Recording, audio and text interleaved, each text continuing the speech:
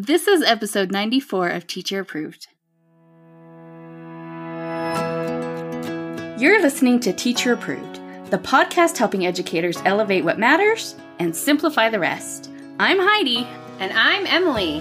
We're the creators behind Second Story Window, where we give research-based and teacher-approved strategies that make teaching less stressful and more effective.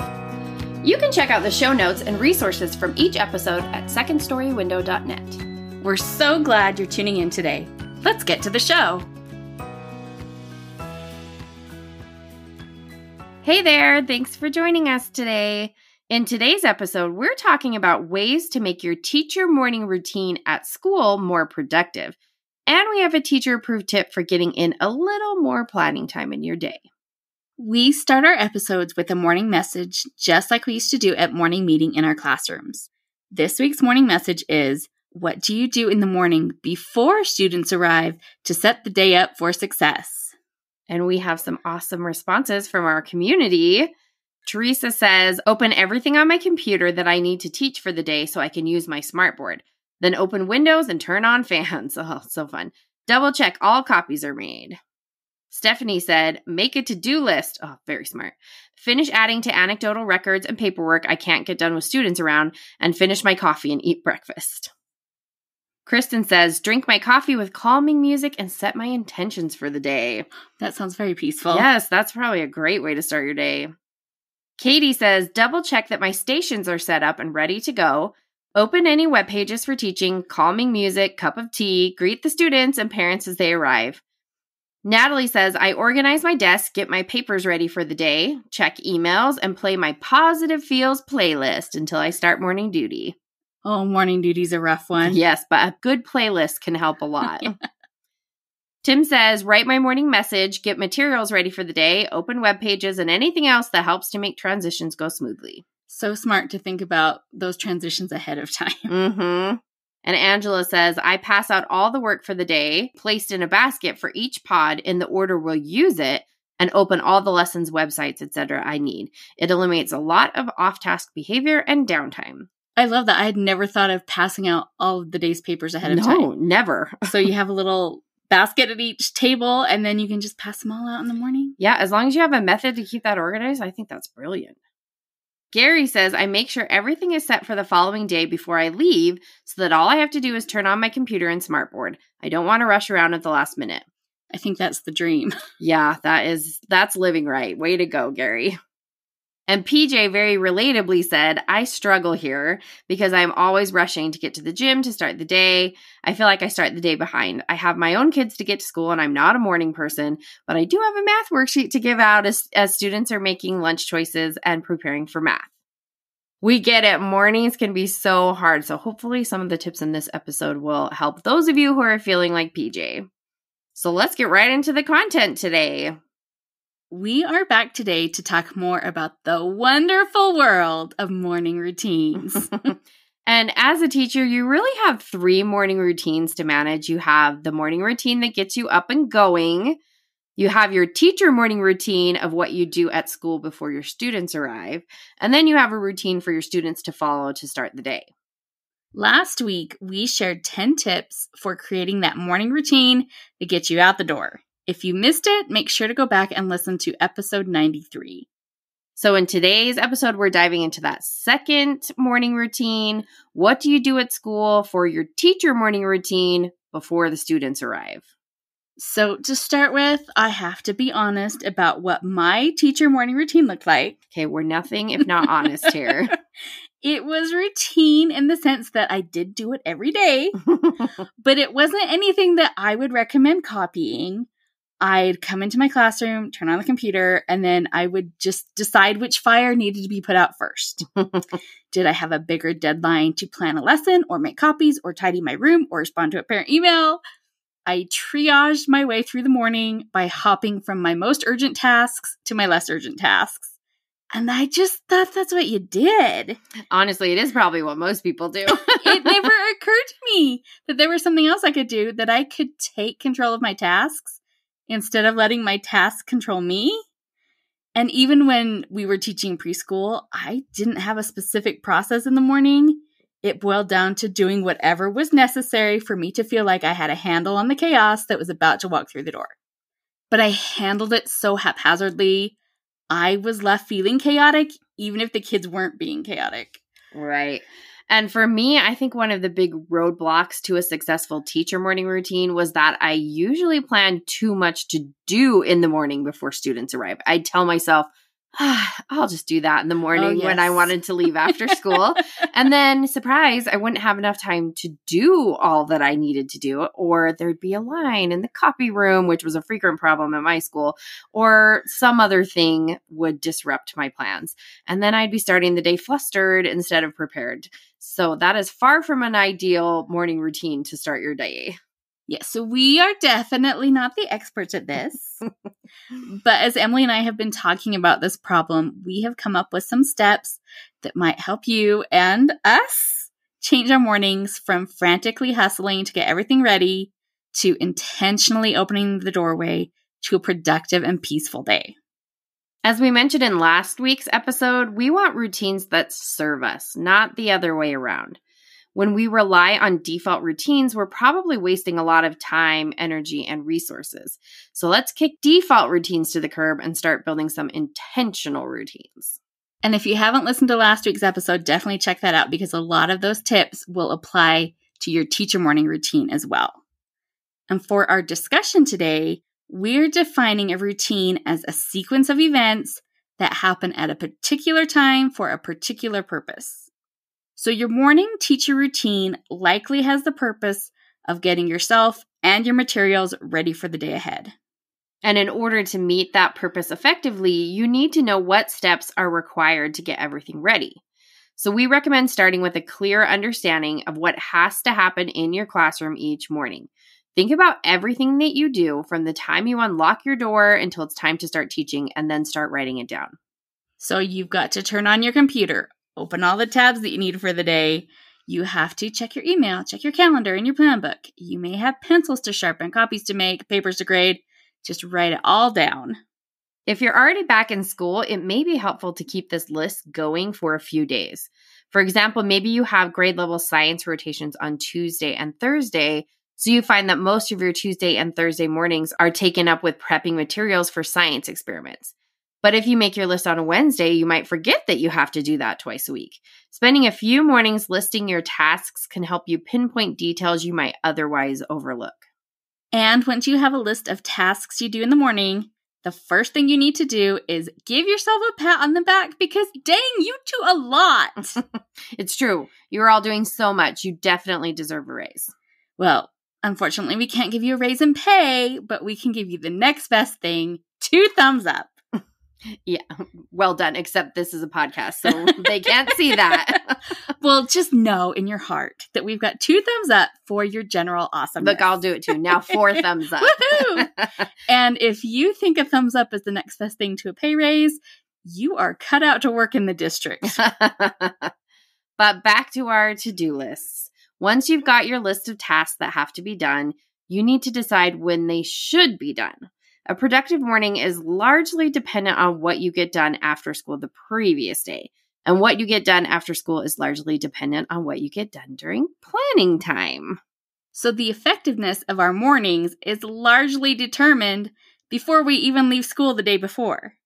If we don't want to spend time and energy tidying our room in the morning, we have to make sure we do it after school or during planning time or some other dedicated time.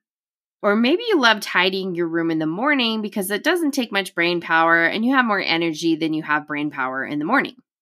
When we're figuring out which tasks we want in our teacher morning routine, we have to consider the cost of each task in terms of the time, energy, and resources it takes to complete it. If I need to bring my math scores to tomorrow's collaboration, I have to consider the time it will take, the energy it will demand, and the resources that will be used. Maybe the grading program my school uses is slow after school because everyone is on it at once. That means it's a waste of time to try running reports in the afternoon. But maybe I don't have the energy to deal with it in the morning, and that leaves planning time, or maybe lunchtime, to get my data ready before collaboration. In that case, you'd want to make sure to move your collaboration prep to a planning time routine. It's all so interconnected, and if you run on autopilot, you are likely wasting a lot of time, energy, and resources. So as you are examining your list of morning tasks, also consider what your planning time and after-school routine should look like. If one of your after-school tasks is to make copies, but you don't do it, then by default, it becomes your problem in the morning. As we have all learned the hard way. Guilty as charged. So last Friday, I was watching an Instagram story from Sam at Engineer Does Education. Oh, yay. I love Sam. If you remember, she shared a tip for SOPs in the classroom back in episode 76 of our Teacher Approved Tips series. Yeah, definitely go back and check it out if you need a refresher on that one. She has such good ideas for how to optimize your teaching. But in her story that she shared, she was showing a video of her classroom at the end of the week. And you know how classrooms look by Friday afternoon. She was pointing out some mess on a table, and she said that she was definitely going to take care of that because this is not how Friday Sam is going to treat Monday Sam. Oh my gosh, I love that. It's so easy to resent the idea of a routine. Maybe we resist tying ourselves down because it feels boring or restrictive. But if we can reframe a routine as a gift to ourselves, which is one of those things that works really well for me, it can make it easier to complete tasks that aren't that appealing. There is no way around the list of things that have to get done.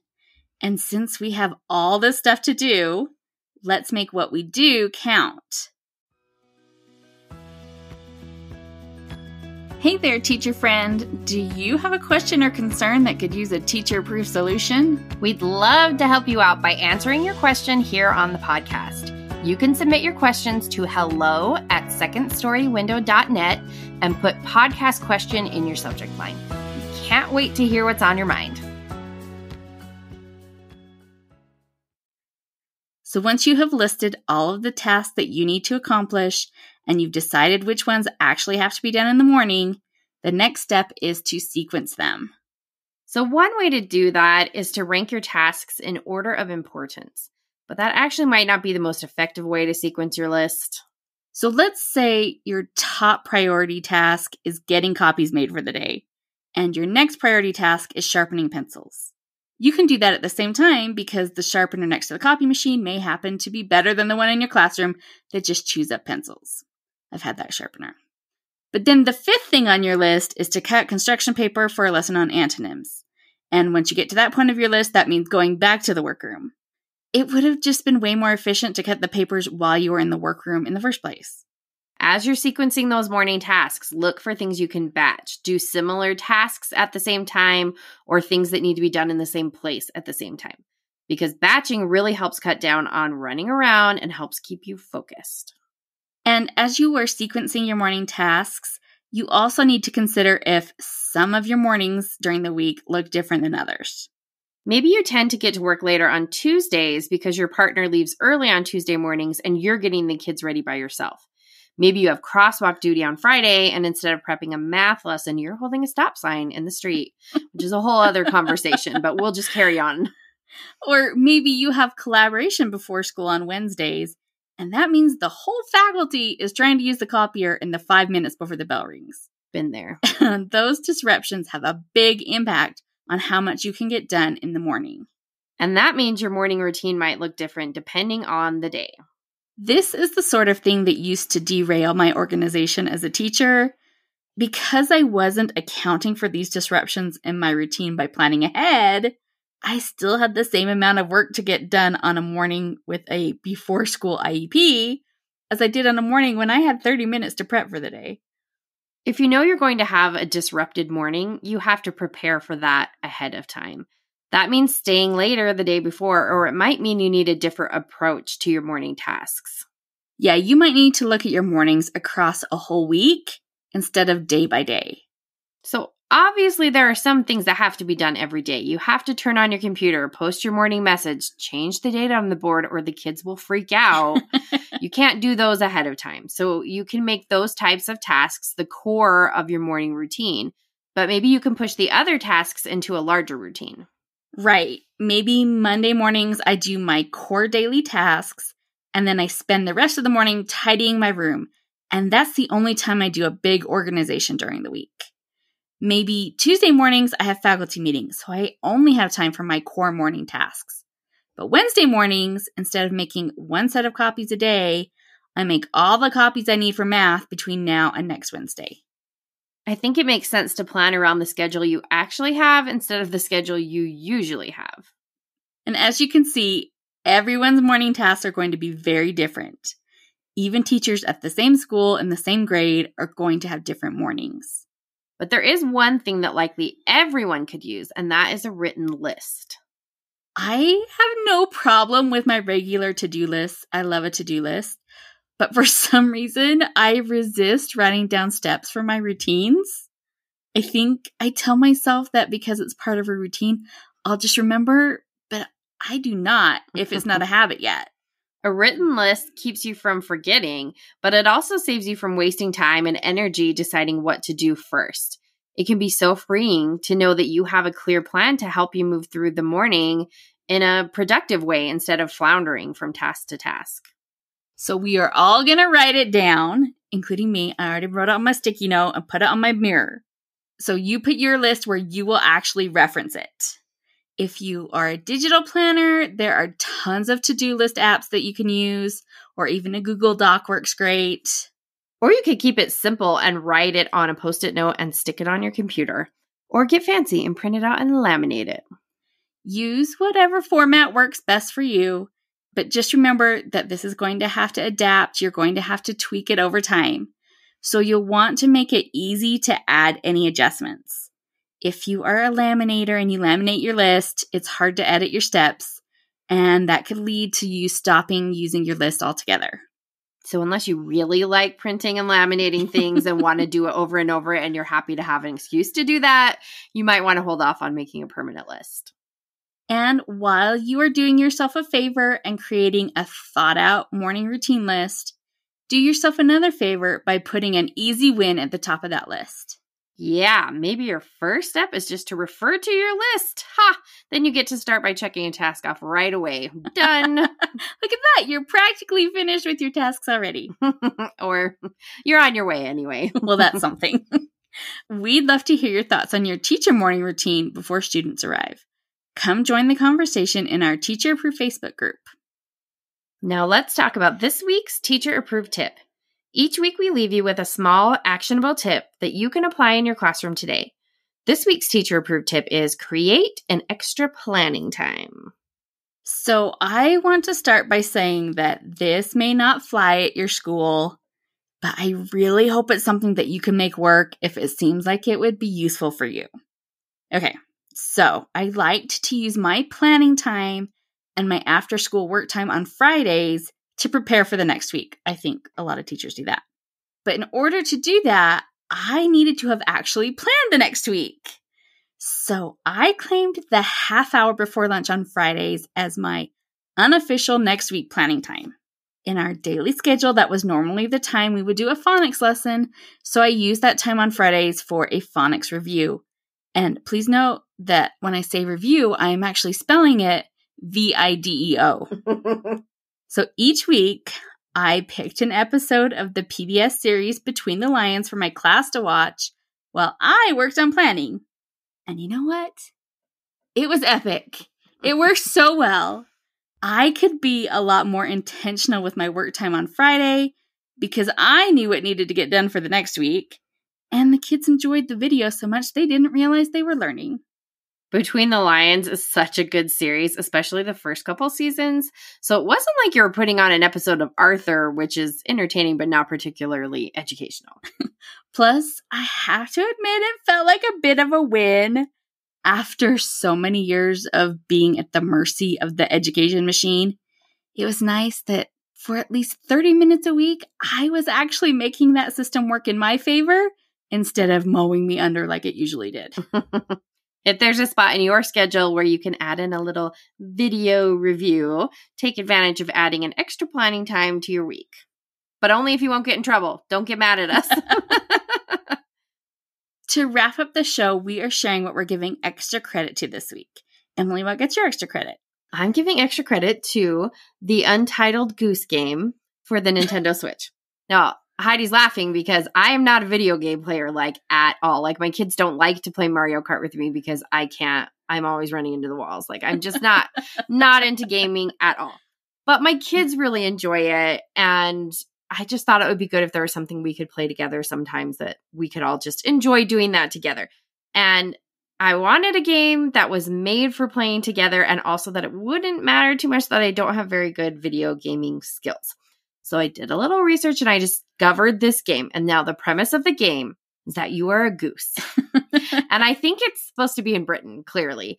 And you play it as a team. So we played it as 2 geese.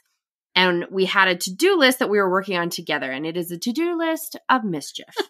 So it was things we needed to do, like grabbing the gardener's keys and throwing them in the pond, and stealing his produce from the garden, or snagging some loo paper from an outdoor market and taking it away to your little nest. It's complete silliness, and you can honk at each other, or the characters in the game to like scare them away, and you can work together where one of you distracts a character while the other one's doing something naughty. It's absolute silliness in every way, but we had so much fun, and also it has renewed my deep fear of geese because those things are evil. They're so mean. I'm deeply afraid of geese, but it was a fun game. So Untitled Goose Game. I highly recommend it if you need a little family Nintendo Switch game. Heidi, what are you giving extra credit to? My extra credit goes to The After Party on Apple TV. The 2nd season just finished, and it was so fun. If you haven't seen it before, the premise is that there is a murder and someone at the after party did it. It sounds a little bleak, but it's very funny. As each of the suspects is questioned, they tell their recollection of the night's events in the style of a movie genre, like a rom-com or action movie or a musical. And I liked the 1st season, but the 2nd season has really knocked it out of the park. And I'm not just saying that because the 2nd episode was a Jane Austen-inspired romance. It was so funny. They were all been so good. There's a Wes Anderson one. Like this epic romantic drama. They're so good. A few of the characters from the 1st season are in the 2nd season, but you definitely don't have to watch the 1st season to be able to follow the 2nd season. Although there's an Easter egg that you probably wouldn't appreciate without having seen the 1st season, but it's not vital. And if you need a new show, because I think we're all a little bit limited on new shows these days, I highly recommend it. And I got to get caught up on it. I'm only to the Jane Austen episode, which, like you said, is the 2nd one. So I've got lots to watch. I think my favorite is the uncle one, so you've got that to look forward to. Okay, I'm excited. That's it for today's episode. Make an optimized to-do list for your teacher morning routine. And don't forget our teacher-approved tip to create a little extra planning time in your schedule. We hope you enjoyed this episode of Teacher Approved. I'm Heidi. And I'm Emily. Thank you for listening. Be sure to follow or subscribe in your podcast app so that you never miss an episode. You can connect with us and other teachers in the Teacher Approved Facebook group. We'll see you here next week. Bye for now. Bye.